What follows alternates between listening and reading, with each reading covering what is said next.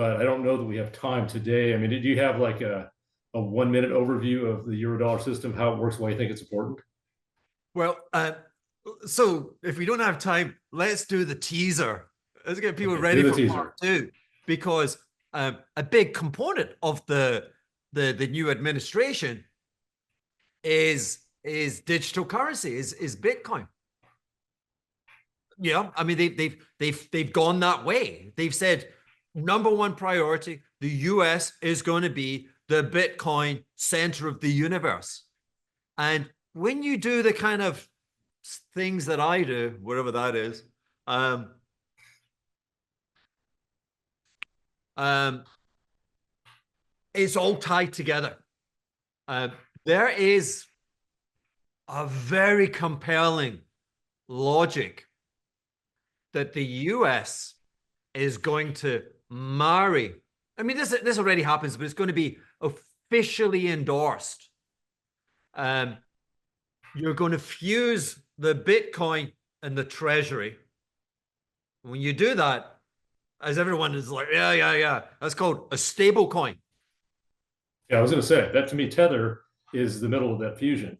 It is. And that they're going to be just a voracious buyer of treasuries. And God knows the treasury market needs voracious buyers.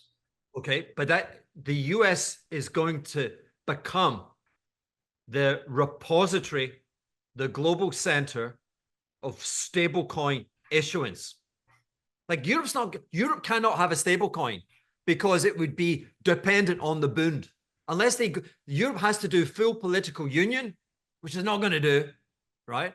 And so what I'm talking about is you're also potentially talking about onshoring the Eurodollar system. The Eurodollar system came out of the late 1960s and was a system which generated, it printed US dollars outside the sovereignty and the regulation of the United States. And it ended up being the principal issuer of US, if you will, coinage, credit coinage, digital credit coinage. I call it digital in the sense, not like Bitcoin, but just that it was a digital ledger. And I think the plan is to do away with the Eurodollar and have monetary policy conducted via stablecoin, US stablecoin, which makes the world a buyer of treasuries independent of trade surplus. Okay, so there's always going to be the funding, and then you'll have a huge gold community. Let's get them really annoyed, but gold. It's a bit like war. War is it? War is war. What is it good for? Gold. What is it good for? Yeah. So okay, let me answer that question in the affirmative. We've had modest amounts of annual price inflation for 50 years, but compounded, that's a lot. And by owning gold, you have more than preserved the purchasing power of your wealth. But that is not something which is exclusive to gold, because equities have done that, art's done that, classic cars have done that, et al. That's what it's good for. That's all it's good for. Now, the notion of gold as a sovereign reserve and that being a good thing, I take issue with that. I think that's nonsense.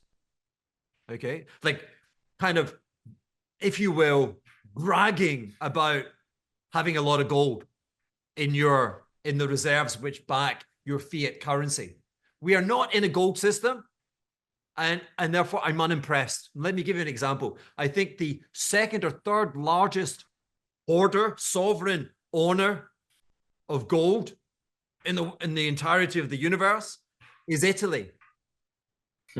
And Italy doesn't have its own currency. Wasn't trusted, even with the second greatest holding of physical gold. People are like, I'm not owning the lira.